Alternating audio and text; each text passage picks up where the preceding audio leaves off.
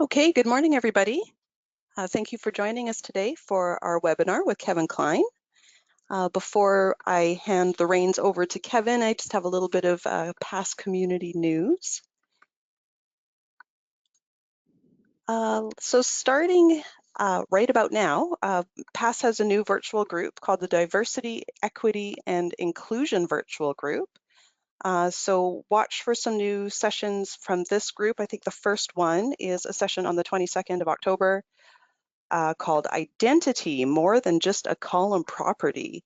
It looks like they're going to have a fundamental series of sessions to start off their group. And speaking of PASS, we've got the virtual summit coming up very soon now. The session schedule is now available, so this is a great time to check out your sessions, check out the learning pathways, and decide what sessions you're going to be taking in while you're attending. And also make sure to check out the pre-conference sessions. I hear really interesting things about how we're going to make the pre-conference sessions interactive, and it'll be the next best thing to being there.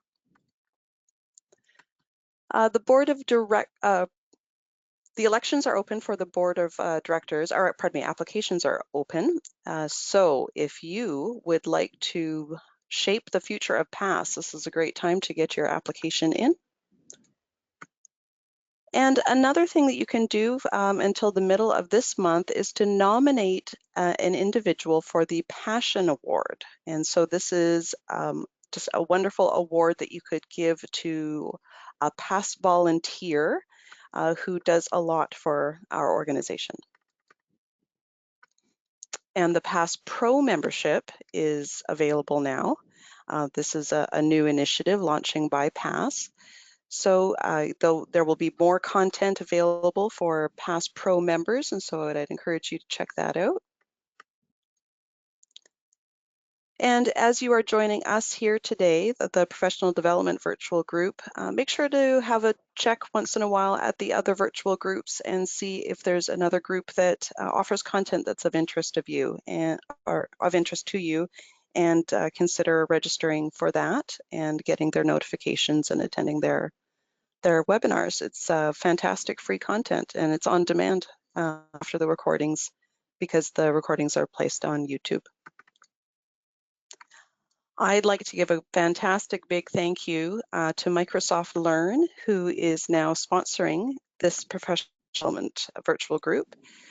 Microsoft Learn is a free online training platform that provides interactive learning on Microsoft products and more. There's an URL there at the bottom. We'll also be hearing some sessions over the next few months from Microsoft Learn about certifications and training opportunities. And make sure, if you're not already doing so, to connect with PASS on Twitter and Facebook or your social media of choice. And as I am going to send the screen sharing over to Kevin, I just want to mention that we are recording this session.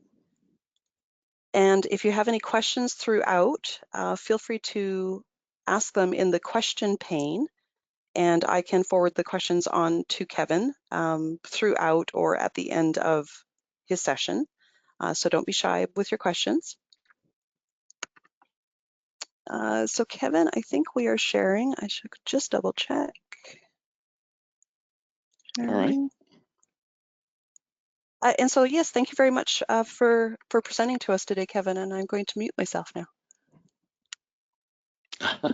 Well, thank you, Janice. I appreciate it. And thank you, everyone online, for carving out some time to spend it with me today and with PASS and the Professional Development Group. If you haven't considered registering for the PASS virtual conference, I doubly encourage you to do so.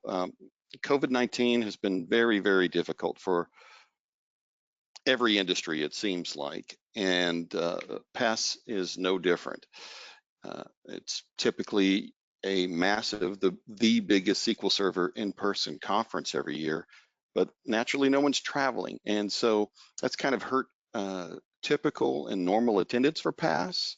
So if there's any way you can talk your boss into springing for the virtual conference, or maybe even paying out of pocket, I believe A, it is worth it, but B, PASS really needs the support right now. Anytime there's a big disaster like this, like during my time when I was in leadership for PASS, we had hurricanes, we had 9/11, and those years were existential threats to PASS. And this year is also like those years. So if you can find a way to support PASS, not just for all the good, what's in it for me kind of things, but it's good for the community, and it would really go a long way to helping keep us in the black. So what are we talking about today? We're talking about two things, the state of the industry and where the industry is going. That's the first part. And then the second part is how to make sure you're one of the most important parts of that future. So this kind of covers a lot of ground, but I think you'll find it informative and perhaps give you some thoughts that might even change your ideas. You know, what's best for you to train on, what's best for you in terms of career development and building up your skills and so forth. Now, I do have a couple of slides here about my company, so I apologize in advance for the commercial nature of those, but I do have to pay the mortgage, as you probably know. So, and also I am having some bandwidth issues, so I'm going to go ahead and now turn off my camera since you've had a chance to connect with me here and visually. So we'll go forward from there. All right. So click my buttons here. Century One, the company that I work for, we are the best of breed vendor in the SQL Server marketplace. We sell the high-end products, although they are not the most expensive by any means. So just wanted to let you know that that we exist to make the life of Microsoft data professionals better. And I think the thing that I'm most proud of is in the lower right corner. So although our products are amazing and they do more than anybody else and yet consume lower resources, all those kind of things, really proud of that. What I'm most proud of is we have, by every metric, the best customer experience and customer support metrics. The core group of us, I joined as number 14 in the company. And the core group of us are all 100% focused on being to our customers what we wished our vendors were like when we were all DBAs. So that's a big deal for us. We make a lot of products. The main one I want to draw your attention to is Plan Explorer. It's so free, we don't even ask for an email address. And it actually makes your life enormously easier if you ever write SQL code and have to tune it. So that's all I'm going to say about it right now. But if you aren't currently using it, you can pretty much talk to anybody who does do a lot of SQL query tuning, and they'll tell you this is a fantastic product. And as I mentioned, completely free. We don't even ask for an email address and spam you or anything like that. We also have a bunch of free resources. Again, the main one I want to draw to your attention is SQLperformance.com. It's our kind of massively popular website that's all about making SQL Server faster. There's one I don't have listed here, but it's centuryone.com/webinars. And I do a weekly webinar, very similar to what I'm delivering today. And so if you're interested in seeing any of those other webinars or perhaps entirely technology focused ones, centuryone.com/webinars. All right, so what we're going to talk about today is we're going to set the context. We're going to compare what it means for data professionals, what our context means for data professionals compared to other professionals who work in the IT stack. And then we're going to talk about how we have a unique position to use our let's say, our forte with data to build meaningful stories and narratives. And so we're going to dive in a little bit about that. And then the last bullet point there, what's the secret ingredient in the sauce? And what I'm talking about there is spend a lot of time studying what is it that makes some IT pros the kind of person that the business doesn't want to do any major technology decisions without them in the room, compared to those who they just have a kind of benign neglect for, right? Oh, they're doing their job, I don't need to talk to them. What's the difference? And so that's what I think the biggest value add for this session is, to a little bit to teach you how to be the most influential person from the IT team in the room when big decisions are being made, how to make sure you get invited into the room under those circumstances. So before we move on to context, let's set a meta context, right? Even beyond the specific data points I'm about to share with you.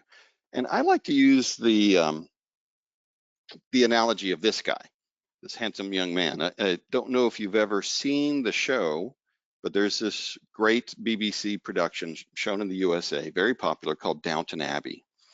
And this is Tom Branson, I believe the character's name is, and he's the chauffeur of the very wealthy family. The funny thing about Tom, and I draw a connection between Tom and us as IT people, is that Tom is driving them around in cars. You know, it's World War I era and just after, which a lot of us don't realize is about the same point we are now in IT as they were with automobiles, about 50 years after the first automobile had been ever created, right? And so we see Tom in his very dashing chauffeur outfit, but really when you watch the TV show, what you see him doing most of the time is he's under the car, or he's, sorry about the dog there, or he is lifting the hood of the car and fixing stuff.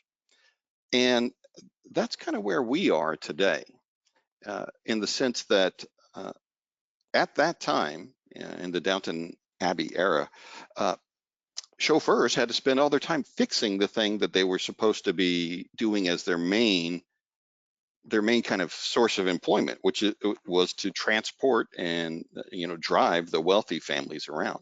It was also, those kind of cars were also the bastion of the wealthy. And in the same way, we as IT people are building our own stuff all the time and constantly spending enormous amounts of time fixing stuff, right? And we have technical debt we're constantly dealing with.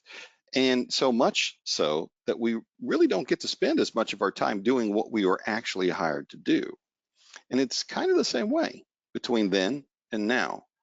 However, when you think about a car then compared to today, you can drive a well-made newish car hundreds of thousands of miles, whereas in the old days, you would never get close to that. Same sort of thing is happening now. We're on the cusp of entering a new era in which software will be able to write other software. And that, I think, is going to be the real turning point for us as an IT profession, over and above what I'm just about to talk about. So that's when it goes from being something just for the rich and wealthy organizations and starts being something that every organization uses quite a bit. So what is the context specifically for us? Now, if you're joining from around the world, I apologize that I can't speak to the statistics there, but looking at the statistics for the USA, really interesting thing about the data professions, particularly DBAs, data analysts, business analysts, and developers. DBAs in particular here, it's considered the #5 best job in IT. The only jobs that come in above that are data scientists and then security related jobs, okay? And it's #12 on the list of best jobs across any profession, to be a DBA or to be data analyst or data scientist or that sort of thing. A very high ranking job. So it's a job that's in demand. Okay, people keep saying, hey, is the cloud going to make DBA jobs go away? No, absolutely not. The kind of work and tasks you're doing may change, but it's not going to make the job go away. You'll be doing more work around performance and optimization, less work about racking and stacking or taking backups, right? But the job will still remain. So broadly, macroeconomically, as you might say, another thing that we're learning is that businesses that used to not care much about data within the organization are now really starting to care a lot. Part of the reason for that is because executives at companies that didn't care about this stuff in the past are making use of big data companies like Facebook and LinkedIn and Google. And so, they're wondering, how is it possible that I can go to Google and type in a really terribly written query and still get an answer back immediately? And yet here we are spending millions of dollars a year on our IT budget. And when we want to write a new report, it takes us months to do it, and it takes hours for it to run. So we have a lot of business leaders now and businesses, organizations who are starting to say, okay, data is everywhere around me, and yet we're not doing a good job. So what we have is we have on the supply side, DBAs are a in-demand job, 15% growth year over year, and we don't have nearly enough people going into this profession. That's the whole reason we have this term, accidental DBA, if you've ever heard that in maybe another session, because people just don't go into college thinking I'm going to be a DBA. There's not even, curriculum for that. They start off going maybe to computer science, or maybe there's an MIS degree. They graduate, they work for a little while, and then they say, oh, you know what? That database job looks good. And so despite the fact that the number of positions opening every year is increasingly growing bigger, we do not have a growing supply. So on the supply side, not a lot of growth in the number of people going into the profession. But on the demand side, what we see, again, based on business leader experiences, demand is booming. And people who were in leadership at these companies used to say, well, we can make do without a database administrator or data analysts. I'm pretty good with spreadsheets. Now they're saying, man, we really have to get we have to get up to speed on being good at data. And then on top of that, according to quite a bit of research that's been conducted, what the average age of a DBA is, it depends on the database platform a little bit, but the average age of a DBA is in their early 50s. For SQL Server, it's a little lower. For DB2 and Oracle, it's a little higher. So for SQL DBAs, it's in their mid 40s. But when you start looking at those in their early to mid 50s, what we have is people start to retire. And people in their 50s, typically, when you look at salary trends, that's usually the top earning years for most working people. And so what happens is maybe you went into your 50s as a DBA, but you said, you know what, two of my daughters are going to get married in the next couple of years. I need to earn a little more money for that. And my youngest son is going to college and I need a little more money. So we find a lot of people who have been satisfied and happy in their job as DBAs are now starting to think about, well, maybe I should move to consulting to earn more money. Maybe I should try to get a promotion to be the manager of the DBA team. And so what we have is those who are truly older, late 50s, early 60s, a lot of those people are starting to retire. And then we have people just a little younger than them who are moving on to higher earning positions. And so what that means is attrition is really, really taking a hit on the number of available workers. That's great for us who are younger and who are working in this field, because if you know the old economic rules, if supply is low and demand is increasing, then prices go up. If supply is going down, then prices go up. So we have a situation where we are seeing when other people aren't getting raises, data people are getting raises because they won't get that talented data person that they want. How do enterprises respond to this? We're seeing a lot of consultants. We're seeing a lot of these consultancies that specialize in partial DBA. So you can, perhaps your company is a smallish company and you only need a DBA for 20 hours a week. So we see a lot of companies that have these remote DBA services. We see some companies going wholly to outsourcing of different kind. Before there were significant changes in the immigration policy here in the US, we were seeing massive amounts of H-1B visa hiring, as much as the industry or as the legal regulations would allow. We were seeing hundreds of thousands immediately being filled within a few days of the position and the visa slots being opened. Then we also see a lot of people who are just doing a horrible job of it. They're forced into it. They're not skilled at it. Maybe they were as happened to me back in the 80s, I was the best SQL developer on my team who were doing development in really old-fashioned languages. And so that's how I got into databases and became a DBA. Was I just happened to be in the right place at the right time and had the right talents. And then we also see that some organizations, particularly in the big cities, like West Coast and East Coast cities, that pay has gone up quite substantially. I think, just as a sidebar, I think one of the big transitional things that may come out of the pandemic is that organizations are learning to deal with the situation where their top talent works from home.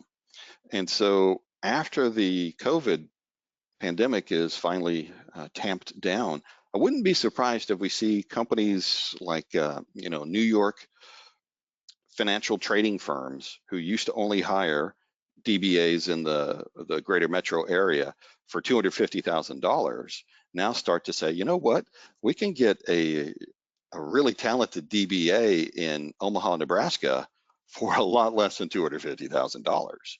So I think that will be something we'll start to see in a very positive context if you don't live in the coastal cities in the next few years. So this is kind of the broader macroeconomic situation. We have great growth in demand for data skills. We have a very fixed supply of talent. And in fact, the number of people who are talented in this field are going down because of retirement and moving on to better paying positions. So that's one of the things to keep in mind. Now, let's talk about why data pros own the future. The right data pros, the ones who are thinking about their career in the right way.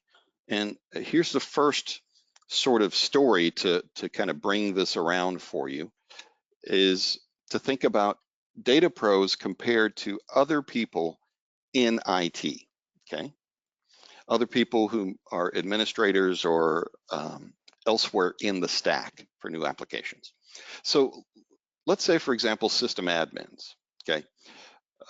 If you are employed in a company that is moving to the cloud, well, this is going to be a tough time for you because a lot of system admins have not tooled up for the cloud and not ready for it. But if you still work in a place where it's all about the on-premises data center, pretty much it's all just hardware. And even if you do virtualized machines, it's just a virtual version of all the hardware that you work with. It doesn't matter if it's a big machine or a small machine. It doesn't matter if a specific server is used for one kind of application or data, like a database, or another one like your Exchange server or your SharePoint server. It doesn't matter to them. It's all hardware, operating systems, etc. Compared to the network admins, where do we stand as data professionals? And again, when I ran the data management team at a Big Four consulting firm and accounting firm, actually the biggest of those, I would go down and talk with the network team when we were trying to sort out some problems, and they'd kind of roll their eyes when the database team would walk in the door. But the lead of that team once told me, it's like, Kevin, it doesn't matter who in the building comes down and talks to me, it's all just TCP/IP packets. That's all I see. I don't know that this set of TCP/IP packets over here is Exchange emails. I don't know that it's some teleconferencing software. It's all TCP/IP. When we talk about email admins, again, one of my best friends was the former manager at that same Big Four accounting firm for all of their email systems, and then later for identity management. And in his case, an email was an email. So if they had to recover a mailbox, got the same kind of treatment, even if it was a partner of the firm compared to an employee of the firm. It was all the same. They didn't really have to change any of the processes that they did. They didn't have to change any of the backup and recovery or the SLAs. Everything worked the same way no matter what. It's a little bit different with developers because you have to use a lot of your business sense. You have to know what the business is looking for to truly be a great developer and very productive for your firm, for whoever employs you. You need to know what that business is about, but it's not a dramatic changes everything depending on what you're working on at a time. Usually, it's all about project plans and meeting deadlines and things like that. But here's where it's really different for us as data people. What we do, how we work our processes, how we determine whether a project is successful or not, is 100% dependent on the data that you're working with at that particular time. Everyone else further up the stack pretty much has a very different set of concerns and considerations. It doesn't matter what the particular business is that they're dealing with. It just matters that they know exactly what the technological requirements are. But with us as let's say DBAs, I have friends who work in medical situations. So I have some friends who were working on a radiology imaging system. So how they processed that data, how they stored that data, how they archived that data and secured it was enormously different. Keep in mind, this was data upon which lives were on the line, right? How they did all the work they did, very, very different to some friends of mine who are DBAs at a big mining company. And there, it was all about how many tons of ore did you extract from the ground. And boy, oh boy, let me tell you, it takes a lot of copper wire to pay for a new server, right? So for them, it was much more commoditized and in terms of the data. And, if they had an outage, we should get back online soon. But, all things being equal, the mining operations were going to produce about the same amount of ore on a, very steady basis. And so it wasn't like lives were on the line, very different. And so it completely changed what the jobs were like, what the daily routines were like for the DBAs, for the analysts, for the data scientists. So that's another thing to keep in mind. It is only the data people whose jobs get more complex. Most everyone else, perhaps the developers, but everybody else who's especially on the admin side, nope, not more complex. So let's talk about, this is why we own the future. We are a part of the new way that businesses build their value. And even, companies that aren't in the business of data, like that mining company, they now recognize how powerful the data can be for them. For example, starting to put their data sets together, and then they pulled in weather data, they were then able to really, really understand how much of a difference weather made on their productivity. And they could tell just based on weather whether they're going to have a really good month or a bad month, something they could never have done in the past because they really didn't even prioritize data at all. So that's part of the reason why we own the future. Now, in order to take this to the next step, you need to know how some data professionals are turning this into life-changing career opportunities, while others are just toiling in the trenches doing exactly what they've always done. And that is through, I'm going to illustrate this through some narratives, and going to try to help you understand the power of narrative, because this is where data becomes incredibly, incredibly powerful. Data tells a story. In a way, when we would talk about data modeling, we knew that a model is kind of a miniature version of the real thing, right? So if you're building a model ship or something like that, it's a miniature version of the real ship. If you're building a data model, what is it a miniature version of? Well, it's a miniature version of a real set of business processes, and those processes tell a story. So in one case, a friend of mine was helping the director of product management at a company that made OB/GYN software for medical offices. And they were trying to improve some reporting time, the time it took to generate reports. And my buddy pulled out one report and showed it to me, and I didn't really know what the data meant. And I said, "Could you explain this to me?" He's like, "Yeah, this is a person who's getting fertility treatments. Looks like she's tried 3 separate times to have children, and it looks like oh, here I see that that the last fertility treatment ended in a miscarriage." And you know, here I am, I'm over here crying, and I'm like, "I have 7 children. Give them one of mine." You know, it was one of those kind of things where it's like, wow, you know, this data really tells a story. And in fact, all of our data does that when we, you know how to read it, and if we know how to read it, that empowers us, right? Um, and why would I say that? Well, let me show you. Okay, so learning to use a narrative is going to be what takes you up a notch. And I'll tell you, in my case, it has definitely been dramatically important to my career and really, really helped me as a data professional become more than just a DBA. Okay, so think about some of the greatest stories of all times. The Iliad, for example, is over I believe around 3,000 years old. You know, how does a story stick around that long? You know, what is it that resonates about a story that makes it so meaningful and so relevant? You know, they resonate deep in our psyche. And part of the reason that happens is because stories are not only about human beings, but they are also a chance for us to reflect upon our method of decision making, right? How would I deal with this particular situation according to what my values are? Okay, that's one of the key words, one of the secret ingredients in the recipe, right?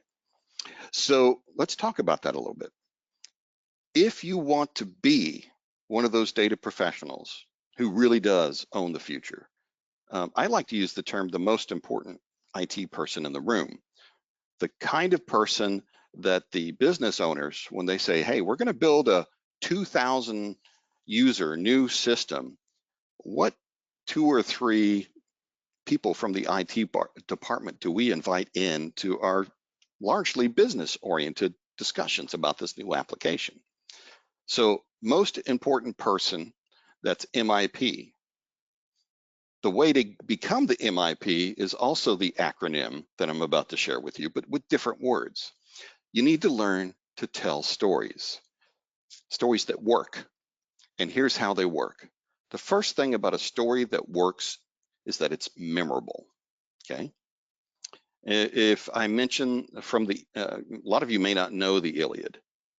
You know, it's one of those advanced reading things that you have to take if you take high level English or literature classes, right? But you probably know the story of the Trojan horse, and that's very memorable.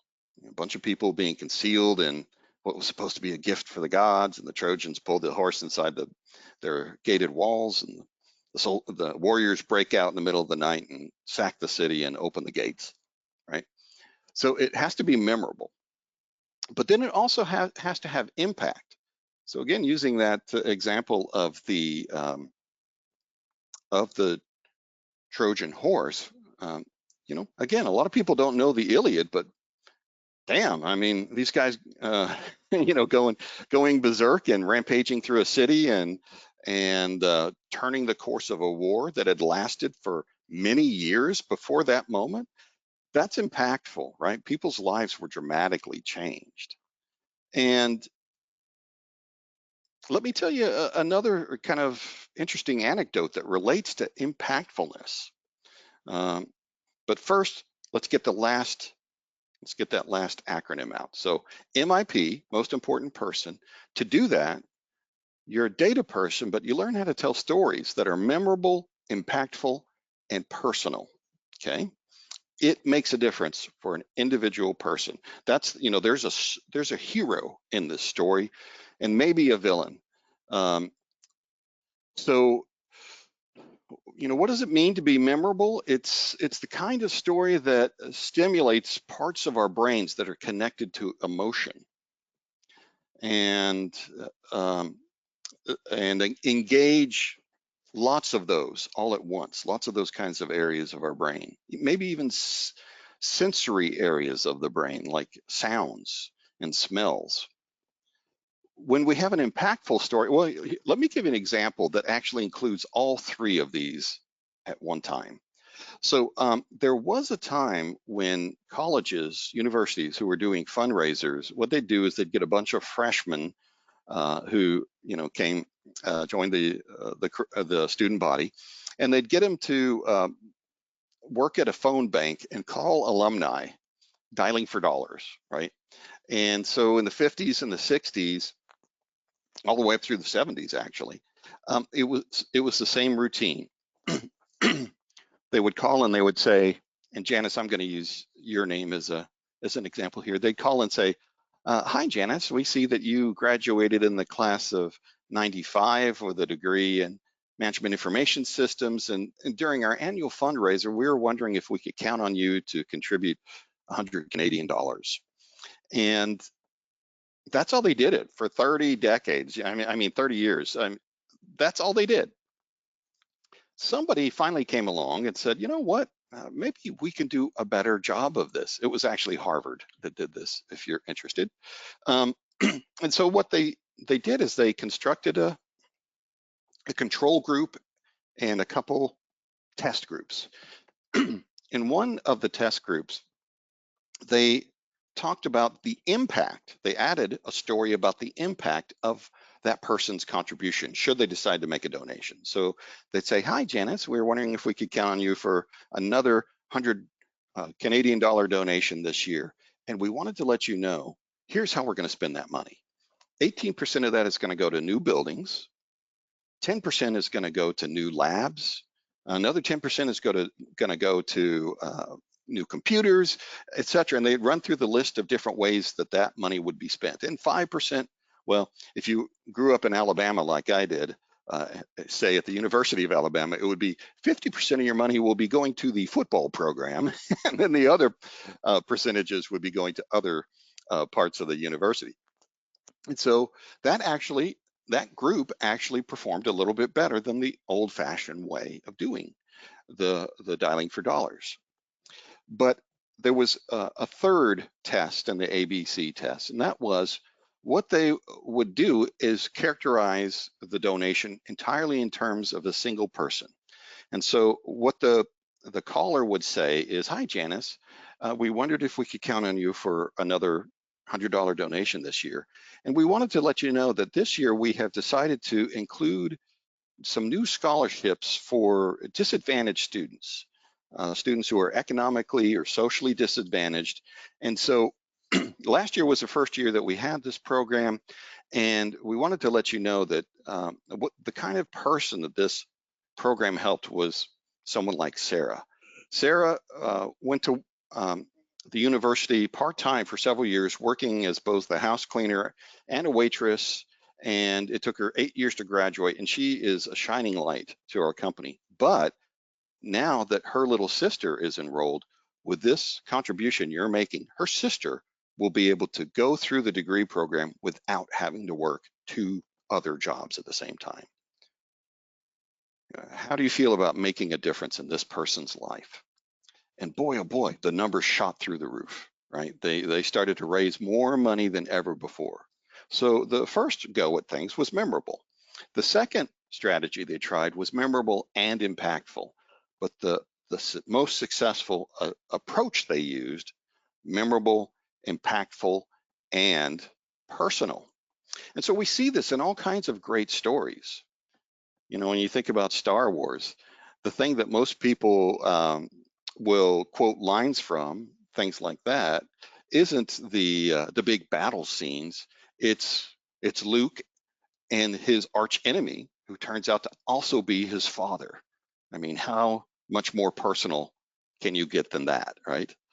Um, in fact, we see this now used as a tool of manipulation in advertising on a daily basis. And for me, it always seems to happen, you know, about 11 p.m. I've got the TV turned on. I wasn't really paying attention. And then I start hearing some song by Sarah McLachlan playing. And I look up and I hear this voice, a very kind of, a very imploring voice saying, "Did you know that every year 5,000 bunnies are hit in the head with pink erasers?" And it's like, "Oh no, we have to save the bunnies." You know, it shows you these pictures of all the, you know, little shivering, cold, wet, desperate looking bunnies, right? And, you know, that kind of advertising is really designed to hit all three of these points: memorable, impactful, and personal, because they know there's a certain number of people out there who just love bunnies or who love children. And so help us save the children of the world, okay? And you see that all the time once you're aware of it. We can apply that in our lives as data professionals.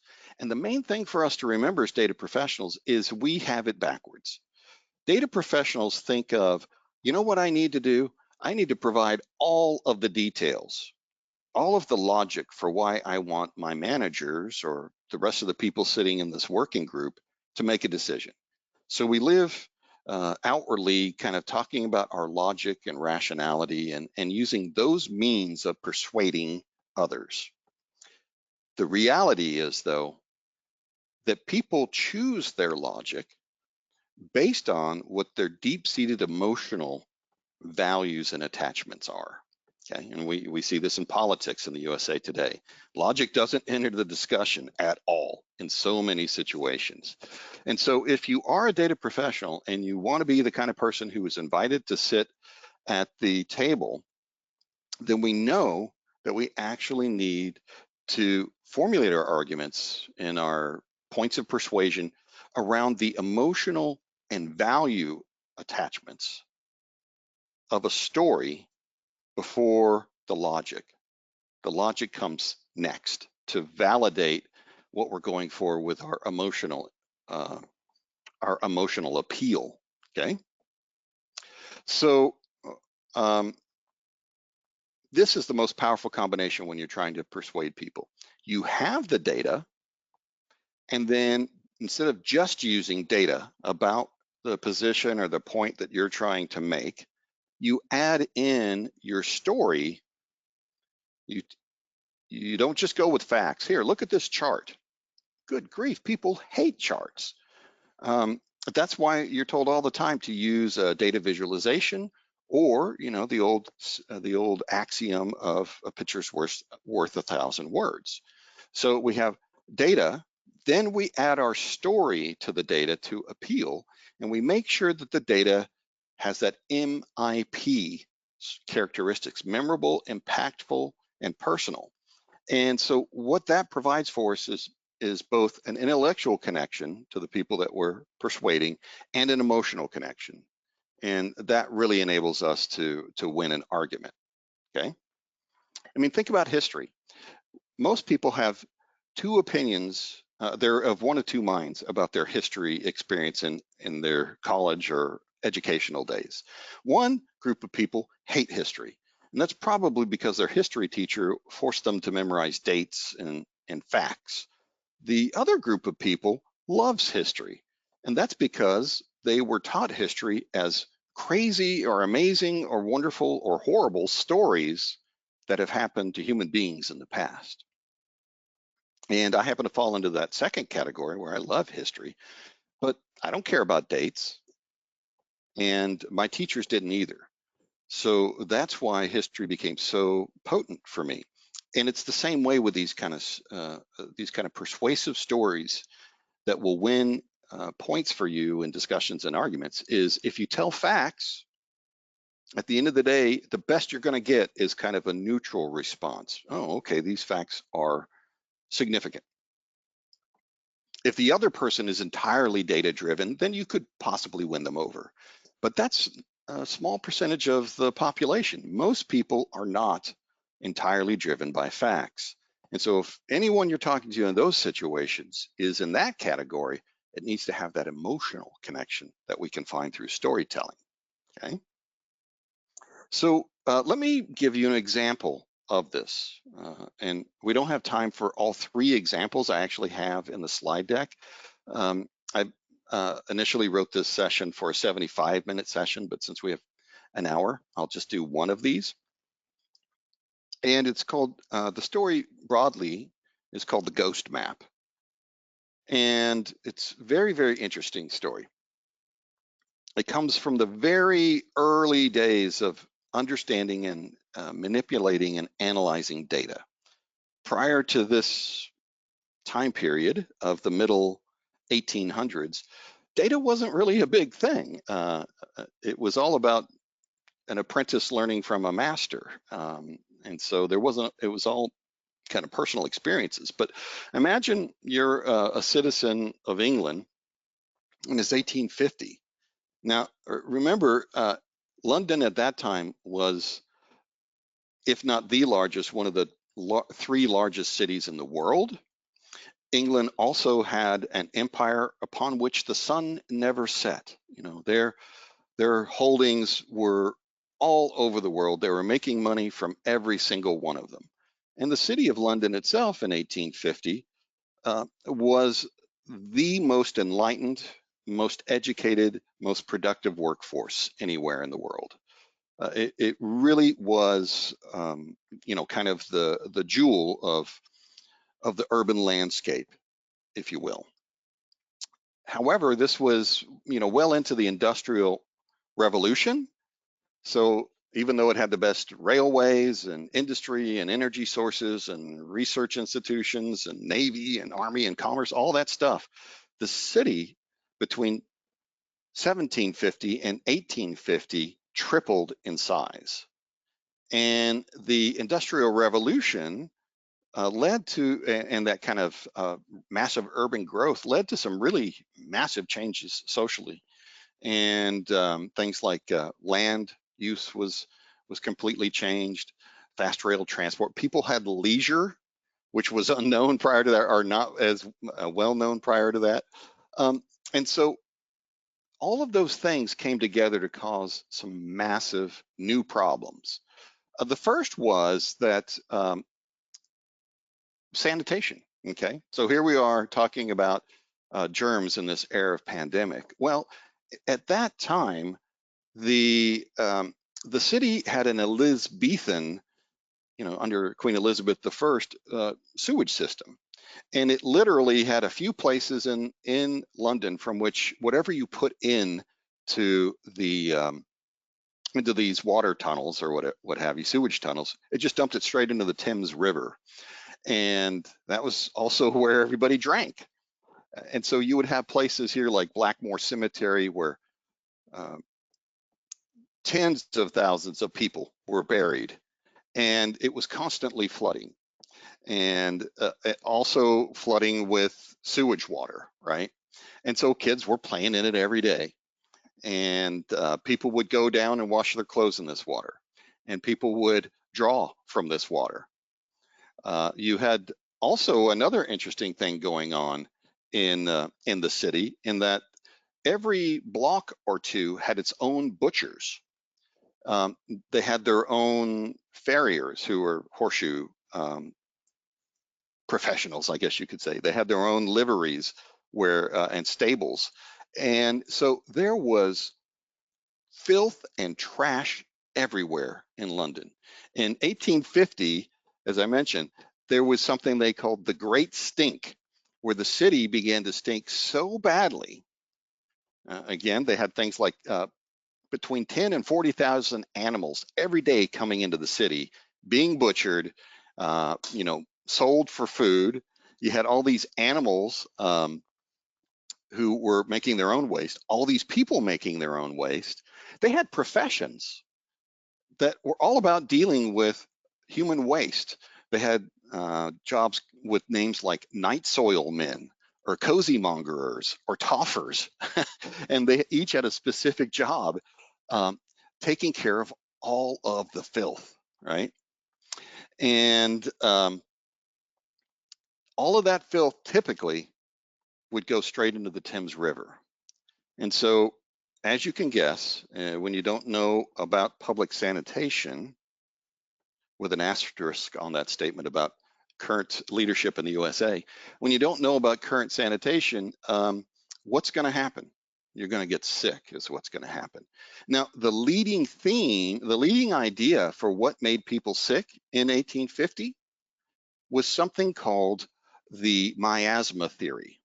And so the idea there, they didn't know about germs, they didn't have magnifying glasses. So the idea here was that if you smell something bad, that's what's going to make you ill. That's where we get these old, kind of superstitions that you should hold your breath when you walk past a cemetery so that you won't breathe in any miasmic sorts of air, right? And so they had a cholera outbreak, and tens of thousands of people started to die at this time. And you would see these signs being put up about don't sit near your window, don't sit under a draft, don't get wet, and be very wary. Cholera, it was a diarrheal illness, and so hey, this is a big deal. Don't breathe bad smelling air. So there came along this guy named Edward Snowden, John Snow rather, I'm sorry, got a different name here. And he actually was really interested in statistics. And so just prior to this cholera outbreak, he was keeping track of all the mortalities that were happening in the city. And they were finding out all kinds of interesting things about where people died and why they died, what illness they died of. And so here's this guy, John Snow, who was a physician, and he was quite enlightened. He was the first person to use chloroform as a anesthesia, and he used it for Queen Victoria in childbirth. So he had a good reputation, and he looked at the data and he said, I know that there is some correlation that we can build to figure out what is causing this illness. And he knew it wasn't bad air. And so what he did is he started to walk around the parts of the city where there was the biggest outbreak in all of these cholera deaths, okay? And what he did was he would knock on doors in these neighborhoods, and he would find out how many people had died of cholera in all of these different tenements. So you can see over here by Argyle Place, up at the upper, what is this here? Upper left corner, we see there's a pump that people could get their water from. Nobody's dying over there, okay? But when we look over here, what we see is that on Broad Street, thousands of people were dying. In fact, he would go to houses, and sometimes at a particular house, the only person who'd answer the door would be like a kid. And the kid would say, oh yeah, everybody inside is dead. My mom and dad and my 8 brothers and sisters, they're all dead. And so he actually started to, at first he started to put little tick marks and pip marks when to count. It became such that it was too much. He couldn't even keep track that way. So he used a broad bar to indicate, I can't remember if it was 100 or 1,000 people had died. And you could see here, right on Broad Street is where the majority of these deaths are happening. So he went to the Royal Academy of Sciences and he said, I believe that whatever is killing people isn't bad smelling air. It's got to be associated to the water coming from this pump. And in fact, it was actually a very popular pump because the water that came out of it was slightly carbonated naturally. And they didn't believe him. They're like, no, it's definitely not that. So here we are, we're looking at Broad Street, and he said, okay, I have to convince them because this is making a huge life and death decision. So he actually applied what are now pretty common data science techniques. One such technique is to look for outliers. For example, is there some building in this area for which we should have deaths, but we're not having any deaths? Conversely, is there somebody, some area of town that is having a lot of deaths, but they're not close or linked in any way to the Broad Street pump? So if you're looking at the map right now, you can actually see the answer to the first question. Well, it turns out there's a brewery right there. Nobody died working at the brewery. And as you probably can guess, everybody who worked at the brewery got the benefit of being able to drink beer. So nobody's dying there because they're not drinking water from the Broad Street pump. Then he said, okay, now what I'm going to do is look for people who are dying outside of this area around the Broad Street pump. And he did a bunch of, kind of shoe gum detectives sort of walking around and asking questions. And what he found out was there was a pretty big outbreak on the other side of the Thames River. And he went and interviewed those people who survived. And it turns out what happened was a group of people who used to live on Broad Street, they moved with their families across the Thames to cheaper and more roomy housing, but they loved that carbonated Broad Street water so much that whenever one of the family members would go into London proper, they would go by the Broad Street pump and fill up a bunch of buckets of water and bring it home so that grandma and mom and everybody could drink that delicious, bubbly Broad Street water. And so sure enough, there were these extremely strong connections made to the Broad Street pump. Despite all this data, and I actually visited it one of the last times I went to London, it's still there. He couldn't convince, oh, there's even a picture of him in the background now that I look at it. He couldn't convince the Royal Academy that this was actually true, that there was a contagion in the water. But who he did convince was the constable who got to patrol that street, and he convinced him to take the lever off of the pump, okay? And so people stopped dying.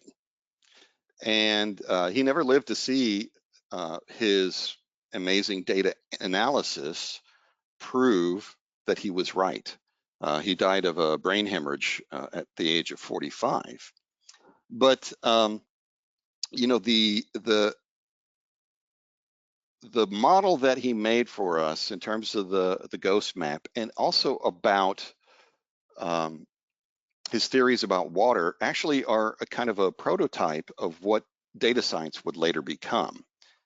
And the wider medical community actually did live long enough to be shamed by what he discovered, because it was just a few years after that, around 1860, that the first microscope was brought to England from Italy.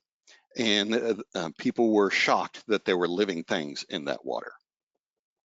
Now, if you want to look at the slides, I've got two more stories in there like this, and they all follow this same pattern. And so here's the pattern, the secret ingredients for you to become that most important person in the room, the data pro who really can steer, can provide input, and can make a difference, okay? Here's the tricks. The first is, just like Jon Snow, you have to build up a deep domain knowledge. And so one thing that always drives me crazy is when I meet DBAs who work for a company and they don't know anything about what the company does, okay? So if you work for a medical company and you don't have any idea, what a hospital schedule is like and why it's a problem to organize, you're probably missing out on an enormous number of opportunities to raise your credibility with the business owners. But once you get down into it and learn the ins and outs of what your business are, not only are you more valuable to the business people, but you're also more valuable in terms of being a technology professional. If you're a DBA and you don't know when your system is busiest, if you don't know when you have peaks and valleys in terms of usage, or when your busy season is and when it's a light season. Like when I was at Deloitte, the big consulting and accounting company, we didn't launch new products between, say, December and May, because tax time in the USA is April 15th. And tax time is the busiest time of year. You don't roll out a great big new application right in the middle of your busy season. You do that in the less busy time of year. You need to know about your business, what your business does, what the data is about, and what it's like. The second thing is you pick up this habit of telling your data as a story. You find a narrative in your data, even if you have to step outside of the complexities of your data, and you use an analogy, right? So if you use sports analogies, if the people you're talking to are really into some particular kind of thing, like that's one thing that salespeople will do all the time. They'll try to figure out what your hobbies are so that they can talk about their particular product in terms of your hobby. Oh yes, it's just like fishing. You know, you got to cast 50 times before you reel in one fish. Got to learn how to tell your data as a story, preferably one that has a narrative, preferably one that has a hero, the person you're talking to, and maybe a villain. Could be part of the universe, but it doesn't have to be a specific person. But it's got some kind of opposing factor to it. Then you think about ways to make the story memorable, impactful, and personal. And then finally, the last kind of new bit of data in this presentation is you need to tie it back to those values. So remember, I talked about how emotions govern most of our decision making, and we give it a veneer of logic. It's the same thing here. So I had three really distinctive stages in my career. And so the first stage, I worked for NASA and helped build the air and water recycling system in the space station. And it took me, I didn't realize this at that time. It was a later time in my career when I realized this. But when you spend time with your team, you realize that the team has certain shared kind of civic and moral values, okay? Not the mission statement that you see when you're standing in line at a rental car place. You know, that kind of stuff is written by marketers and you know, people who wordsmith things to an extreme. What I'm talking about is what is it that the team strives for in terms of achievement. And so when I was at NASA, we're working on the water recycling system, for example. There was nothing more important to us than that this system be as infallible as we could possibly make it. Now, when you're striving for a perfect system, you know that that takes 5 times as much work as producing a pretty good system or a really good system. But because the lives of the astronauts would soon depend on the quality of this water, you know, you can't go long without water. That was a team value. Everything we made had to be as good as we possibly could make it, as close to perfect as we could make it. Later on, I became a DBA and lead of a really big team for data management. And in that situation, our core team value, since we were trying so hard day in and day out to satisfy accountants and consultants, was around revenue generation and, well, actually more around getting all the numbers right, you know, around the accountancy sort of thing. So our core value was accuracy. And also was a little bit around minimizing risk, right? So don't roll out a new system in a busy time of year. Don't adopt a new technology or a new framework. You know, don't upgrade from Angular version 1 to Angular version 2 until a subsequent point release has worked out all the kinks that were introduced with the new version, right? So that was the kind of thing that motivated our team was accuracy. Then later on, I moved over to product companies. And in this situation, we were all about getting products out on time and maybe even ahead of time. It was speed of delivery. So consider you want to be this most important person in the room. And the boss's boss says, hey, what do you think about this new idea of us moving to Angular version, whatever the newest version is, Angular version 3? You don't know anything about Angular, but you do know these 4 things that we have on the screen. You have deep domain knowledge of the company you work with. You know how to tell data as a story and how to make it impactful and memorable and personal. And you know your team values, okay? Not knowing anything, else besides those, not knowing any of the technology, you can respond in a way that will earn you credibility, even if you don't actually give them the response that wins the argument or the discussion. So what you could say in a situation about the boss's boss says, hey, we're thinking about moving to Angular. What's your opinion? What you could say is, well, I know that we as a team in this product company, what we care about is getting products out to market, and to do it quickly and efficiently and with minimum impact to the users of the current version of our software product. And from what I know about the industry overall and Angular overall, is that its intention is to speed up your development. And since the last version upgrade evidently did that, and all the headlines I'm now Googling, even though I don't know what Angular is, it seems to say, look at all these cool things it's doing, making our development faster.